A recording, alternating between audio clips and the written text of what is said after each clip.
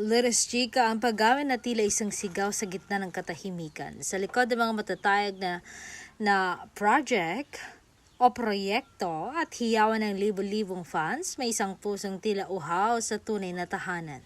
Si Donnie ay tuluyan ng bumasag sa kanyang idolo image upang ilantad ang kanyang pinakamalalim na pagnanasa ang magkaroon ng sariling asawa at mga anak in the future.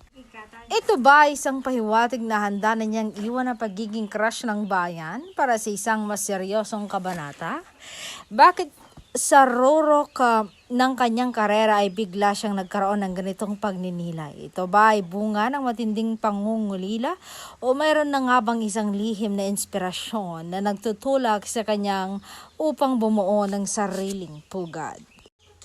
Ang matini idol na nagbigay ng saya sa marami ngayon ay naghahanap na ng katuwang na diringgin sana ang kanyang mga panalangin sa gabi. Sa mundong ito, ang mapanuring mata, kakayanin nga ba ni Donnie na balansehan ang pagiging isang bituin at pagiging isang asawa?